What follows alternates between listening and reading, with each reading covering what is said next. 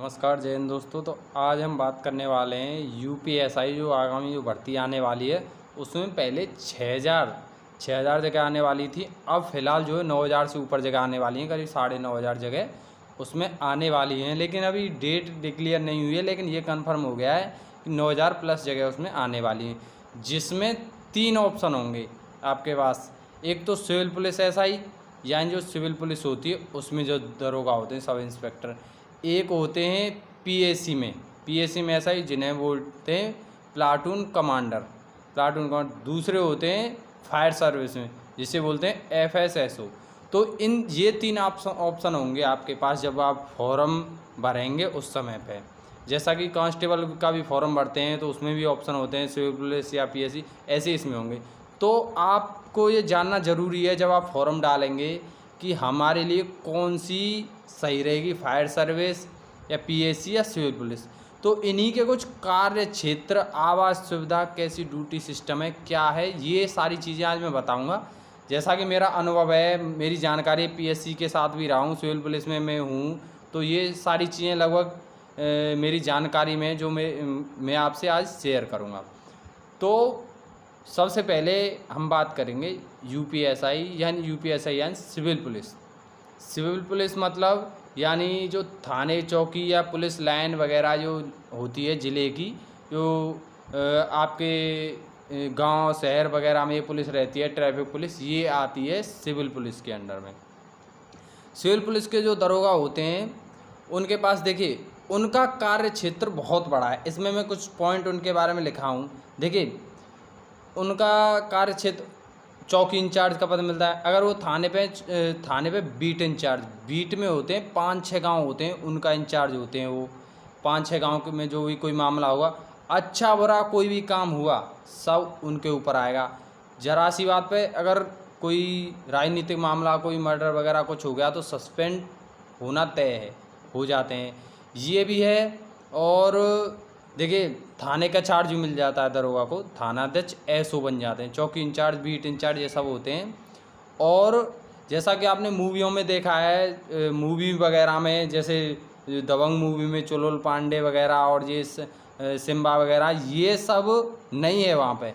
हालांकि जो मूवी वगैरह में आप देखते हैं वो असली यही सिविल पुलिस के सब इंस्पेक्टर ही होते हैं, लेकिन उसमें रियल लाइफ और रियल लाइफ में बहुत अंतर है, बिल्कुल अलग है। वहाँ होता है बहुत बहुत बड़े बाहुबलियों को, बहुत बड़े मंत्री, सबसे वो दरोगा भिड़ जाते हैं। और क्योंकि वो भिड़ जाते हैं, वो फिल्म है, उसमें 5-6 गोली भी लग जाए वो हीरो होता है, कुछ नहीं होता। लेकिन रियल लाइफ में बिल्कुल अलग है, ये सब चीज़ें बिल्कुल नहीं है जैसा अगर आप सोचें। आजकल क्या है, आजकल का जो नौजवान है, मैं भी सब जो मैं लगा नहीं था उससे पहले, स्टारों की जो चमक होती है ना, 2 स्टारों की जो चमक होती है, ये वाली चमक, उस चमक के पीछे लोग भागते हैं। आपको सबसे पहले बता दूं, अगर आप टीचर हैं या कुछ हैं, ऐसे कोई विभाग में आपके अच्छा किसी सरकारी जॉब में है, वहाँ आपकी अच्छी कट रही है, तो आप उसको मत छोड़िए। इसमें आके आपको जो है सबसे पहले बता दूं, इसमें कार्य क्षेत्रों मैंने बता दिया, बीट वगैरह, इसमें ये कार्य होता है। अगर बीट में चौकी इंचार्ज हैं, थानाध्यक्ष, कोई भी कार्य उल्टा सीधा हुआ तो जिम्मेदारी आपकी, सस्पेंड होंगे आप। और सस्पेंड होने का सबसे बड़ा फ़र्क क्या पड़ता है, सस्पेंड होने पे आपका जो प्रमोशन है, बार बार सस्पेंड होंगे, प्रमोशन में दिक्कत आती है। इंस्पेक्टर या सीओ डीएसपी तक आप पहुंचने की जो ख्वाब देखते हैं वो नहीं पूरा हो पाता है, ये इसमें दिक्कत है। आवास सुविधा पे बात करते हैं, रहने की व्यवस्था। आवास सुविधा देखिए कुछ थानों पे व्यवस्था है रहने की, कुछ पे नहीं है। ज़्यादातर मैंने देखा है जहाँ व्यवस्था नहीं होती है, दरोगा जो है रूम लेके रहते हैं, फैमिली अपनी साथ रखते हैं। फैमिली क्यों साथ रखते हैं मैं ये भी आपको बता दूं, क्योंकि सिपाही के लिए छुट्टी अवेलेबल है, तो लिखा पढ़ी में सिपाही और दरोगा की छुट्टी बराबर, लेकिन जो है मिलती नहीं है। ज़्यादातर मैंने देखा है ऐसे जवाब मिलते हैं कि जब आपको दरोगा बनना, छुट्टी लेनी थी, दरोगा क्यों बने। तो ज़्यादातर जो दरोगा को वहीं का होके रहना पड़ता है, जब तक उसकी सर्विस है, अपनी फैमिली साथ लेके। छूटता क्या उससे, अपना गांव शहर रिश्तेदार सब लगभग छूट जाते हैं, फैमिली साथ लेके रहनी पड़ती है ज़्यादातर केस में। 1-2% नहीं मान सकता नहीं रहते, लेकिन छुट्टियों जब नहीं मिलती, मजबूर हो जाता है आदमी फैमिली को साथ रहने के, तो साथ रखते हैं। लाइन वगैरह में आवास मिल जाता है। और थाने पे ज़रूरी नहीं, मिल भी सकता है, नहीं भी, बाहर भी रह सकते हैं। ये चीज़ है। छुट्टियों में बहुत ही बड़ी परेशानी है, छुट्टियों में बहुत बड़ी परेशानी है, छुट्टी मिलने में बहुत दिक्कत है। सिपाही को छुट्टी मिल जाती है, दरोगा को नाम मात्र को कभी कभार छुट्टी मिलती है। तो पावर है, देखिए पावर है, लेकिन पावर उसके लिए है जिसके पास खुद के पास पावर नहीं है।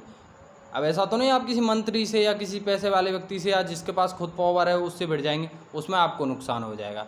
हाँ, अगर वो आदमी फंस रहा है, कोई जिसके पास पावर हो फंसेगा तभी आपकी वैल्यू करेगा, वरना कोई कुछ नहीं करेगा। इसमें सिर्फ दिखावटी जो पावर है वो है दरोगा, चौकी इंचार्ज, सब इंस्पेक्टर, थाना अध्यक्ष, ये आप बने रहेंगे, ये चीज़ है। और बाकी जो आप जो सोचें कि दबंगई, वो इसमें नहीं है, वो सिर्फ फिल्मों में, हकीकत में नहीं है। ये चीज़ मैं आपको बता रहा हूँ, लेकिन पूरी तरह से आप तभी समझ पाएंगे या तो कोई आपके रिश्तेदार का कोई जानकारी नज़दीक वाला सब इंस्पेक्टर, उससे खुद जानकारी लेंगे, या आप विभाग में आके पूरी तरह से समझ सकते हैं। तो ये लगभग सिविल पुलिस के दरोगा की कहानी थी, मैं जो आपको बताया। देखिए, इन्वेस्टिगेशन ऑफिसर, आईओ, विवेचना वगैरह, एप्लीकेशन, IGRS आजकल जो आप ऑनलाइन दर्ज करते हैं, सारी चीज़ें अगर टाइम से की, विवेचना की, तो गलत क्यों की, सही क्यों नहीं, अभी अधिकारियों की सुननी और नेताजी की भी सुननी है, मंत्री जी की भी सुननी, प्लस कोर्ट में जाके कोर्ट में जजों की भी सुननी, फटकार भी सुननी, अपना काम भी करना, सबकी सुन के काम करना। यानी सिविल पुलिस में क्या है, तीर भी चलाना है और परिंदे भी बचाने हैं। तो अपना कार्य सबकी सुन के काम करना होता है। दबाव बहुत होता है, प्रेशर बहुत होता है। देखिए, जिस जगह पे पावर है वहाँ प्रेशर और कार्य बहुत ज़्यादा हो, लिखा पढ़ी का कार्य इतना होता है, उंगलियाँ और आंखें दुख जाती हैं लिखते लिखते। बहुत बड़ा कार्य एक दिन नहीं किया दूसरे दिन बढ़ जाता है। ये सिविल पुलिस का काम है। डिपेंड आप पे करता है आपको क्या सही लगता है। मैं तीनों की खासियत बताऊँगा किस में क्या क्या चीज़ है। तो ये लगभग सिविल पुलिस की हो गई जो मैं बताया, दरोगा, सब इंस्पेक्टर, जो चौकी इंचार्ज होते हैं या थाना अध्यक्ष होते हैं, ये मैं आपको बता। अब बताते हैं PAC। देख, PAC में जाके बनते हैं प्लाटून कमांडर। जैसे देखो बटालियन होती है, करीब शायद 33 बटालियन है PAC की। तो बटालियन होती है, जैसे वहाँ बटालियन में जो उसका जो कमांडेंट होगा वो उसका मुख्य होता है, हेड, SP रैंक का। जैसे ज़िले में SP होता है, कप्तान, वहाँ कमांडेंट होता है, वो मेन होता है। उसके बाद बटी होती है अधिकारियों में वो। फिर एक कंपनी होती है, उसमें बटालियन में कंपनियाँ होती हैं। बटालियन में जैसे मान लीजिए 1000 लोग हैं, फिर उसमें कंपनियाँ होंगी, 7 से 8 कंपनियाँ होंगी। फिर कंपनियों में लोग बांट दिए जाते हैं। कंपनी का जो हेड होता है वो होता है इंस्पेक्टर, कंपनी कमांडर बोलते हैं, इसे CC बोलते हैं। फिर उसके बाद कंपनी में 3 प्लाटून होती हैं। प्लाटून का हेड जो होता है वो होता है प्लाटून कमांडर दरोगा, जिसे सूबेदार भी बोलते हैं। ये होता है प्लाटून कमांडर बोला जाता है। उसमें जो भी लोग होते हैं प्लाटून में, जितने हेड, सिपाही, सब उनके ऊपर प्लाटून कमांडर होता है। आपको प्लाटून कमांडर का कार्य क्षेत्र बताता हूँ। कार्य क्षेत्र, अगर वो बटालियन में है, बटालियन में बहुत आराम है, कुछ नहीं करना। छुट्टी फॉरवर्ड, यानी छुट्टी किसी ने लगाई है तो उसे फॉरवर्ड करना कि हाँ संस्तुति करके आगे बढ़ा देना। आपको किसी चार्ज दे दिया जाएगा वहीं उसमें बटालियन में, जैसे स्टोर वगैरह चार्ज दे दिया जाएगा, या आपको MT वगैरह पे भी कुछ चार्ज दे, कुछ कई चीज़ें होती हैं इनमें चार्ज दे दिया जाएगा। या आपको परेड प्रभारी, परेड सूबेदार परेड प्रभारी होता है, उसका चार्ज दे दिया जाएगा। ये दे दिए जाते हैं, कुछ नहीं करना बटालियन में, तो कार्य कुछ नहीं। अगर आप मूवमेंट पे हैं, मूवमेंट में हैं तो एक चीज़, मूवमेंट में आपको दूर जाना होगा, महीने 2 महीने 3 महीने, जब भी आपकी कंपनी जाती है तो आपको साथ जाना होगा। आप प्लाटून के साथ जाएंगे, अपनी प्लाटून के हेड होंगे, खाना वाना जो भी शस्त्र वगैरह सब जो भी जाते हैं साथ आपको जाना होगा। वहाँ आपको क्या करना है, जैसे आपकी ड्यूटी लगाने का काम भी आपके नहीं करना। जो हेड होते हैं, हेड कांस्टेबल होते हैं, वो सिपाहियों की ड्यूटी लगा देते हैं 5-5 6-6 करके, जैसे भी होता है 4-1-5। तो आपको क्या करना, ड्यूटी चेक करना, कहाँ है, जानकारी करना, कैसे कैसे अपनी जो प्लाटून का रुकने की व्यवस्था कैसे क्या करनी, बस देखभाल करनी। अगर आप मूवमेंट पे हैं तो आपको एक और फ़ायदा होगा, TADA जो होता है वो मिलेगा। TADA सिटी के हिसाब से होता है, 1st class, 2nd class, 3rd class. Minimum आपको 500 मिलेगा पर डे के हिसाब से, यानी महीने का आपका अगर मूवमेंट पे है तो 15 से 18-20 हज़ार रुपये तक आपके हर महीने बनेंगे मूवमेंट पे अगर आप हैं तो। बटालियन में हैं तो नहीं बनेंगे, लेकिन मूवमेंट में आप 2 महीने रहे तो आपके 35-40 हज़ार रुपये सीधे हो गए सैलरी से अलग। ये होता है सैलरी से अलग। बाकी सैलरी में ज़्यादा कुछ अंतर नहीं है, चाहे FSS हो या सिविल पुलिस का हो या PSC का प्लाटून कमांडर हो। 2 एक आध जो है भत्ते वगैरह चेंज होते हैं, ज़्यादा अंतर नहीं हो, 1000-15 से इधर उधर हो जाता है, भत्ते वगैरह चेंज हो जाते हैं बस। सैलरी के बारे में भी आपको बता दूंगा, एक वीडियो बनाऊंगा उसमें। छुट्टियों में ज़्यादा दिक्कत नहीं होती है, इसमें आराम से छुट्टियां मिल जाती हैं क्योंकि इनका कार्य क्षेत्र बहुत छोटा है। जनता से कोई मतलब नहीं, ना आपके ऊपर मंत्री जी का दबाव, ना आपके ऊपर किसी मीडिया का दबाव, ना किसी जनता का दबाव, क्योंकि आपका कार्य क्षेत्र जनता से कोई मतलब नहीं है। आपको कार्य कहाँ करना, जैसे मुख्यमंत्री आवास हैं लखनऊ में, मंत्रियों के आवास हैं, जैसे स्मारक हैं, ताजमहल है, राम जन्मभूमि, कृष्ण जन्मभूमि, मंदिरों की सुरक्षा, या कहीं दंगा वगैरह हो जाए वहाँ आपको लगा दिए, फिर भी आपको उसे नियंत्रण में लगाया जाएगा। जनता से आपको ज़्यादा कोई मतलब नहीं है। सिविल पुलिस को जनता में रह के, सबकी सुन के, मीडिया की सबके दबाव में रह के काम करना होता है। आदत पड़ जाती है, मैं ये नहीं कह रहा, मैं सिर्फ आपको इनकी खासियत बता रहा हूँ। चुनना आपको है, पावर सिविल पुलिस में है, चालान करेगा ट्रैफिक का या जो भी होगा, सारे चालान वगैरह, जो FIR वगैरह या विवेचना, जितने एप्लीकेशन, ये सब की पावर सिविल पुलिस में है, PSC में बिल्कुल नहीं है। इसमें बस आराम है, ये PSC की वो है। आवास सुविधा बहुत ही अच्छी होती है PSC में।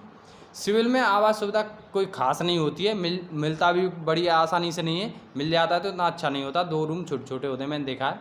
तो PSC में इतना अच्छा आवास होगा जो हमारे सिविल पुलिस में CO को आवास मिलता है, यानी आपके यहाँ AC असिस्टेंट कमांडेंट PSC में होता है, उसको आवास मिलता है, हमारे यहाँ CO होते हैं, उस हिसाब का आवास वहाँ दरोगा को मिलता है, प्लाटून कमांडर। बहुत अच्छा आवास, पीछे आगे काफ़ी जगह कमरे, पूरी फैमिली आपकी आराम से रह सकती है। ये PSC में आवास की सुविधा, छुट्टियों की भी कोई दिक्कत नहीं।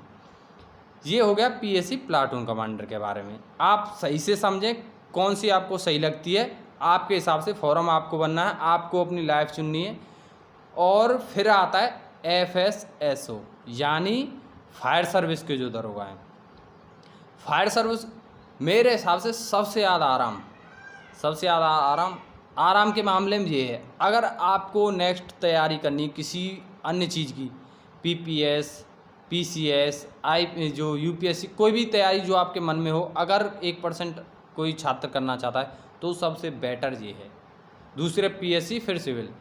अगर आपको सोचना है कि मुझे यही संतुष्टि है तो कोई दिक्कत नहीं, आप जो भी चुने वो ठीक है।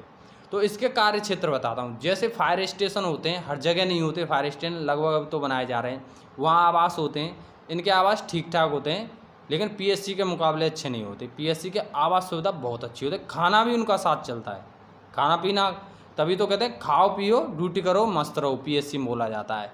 खाना उनका साथ चलता है, ड्यूटी करो मस्त रहो, ये उनका कार्य है, कोई दबाव नहीं होता। लेकिन इनमें आवास सुविधा उनके मुकाबले अच्छी नहीं होती। इनका कार्य क्या होता है, ज़्यादातर कार्य सिपाही हैंडल करते हैं। जैसे कहीं छोटी मोटी कहीं आग लग जाती है तो गाड़ी लेके वही जाते हैं। जैसे कोई बड़ा मामला हो गया, जैसे कहीं गोदाम वगैरह में आग लग गई, मजदूर वगैरह फंस गए या ज़्यादा कैजुअल्टी हो जाती, वहाँ पे दरोगा कार्य हो जाता है, क्योंकि रिपोर्ट बना के देनी होती है, इतना हमारा दमकल गया, इतना, ये सब वैसे छोटा मोटा कार्य होता है, सिपाही संभाल लेते हैं, बड़ा कार्य उनका।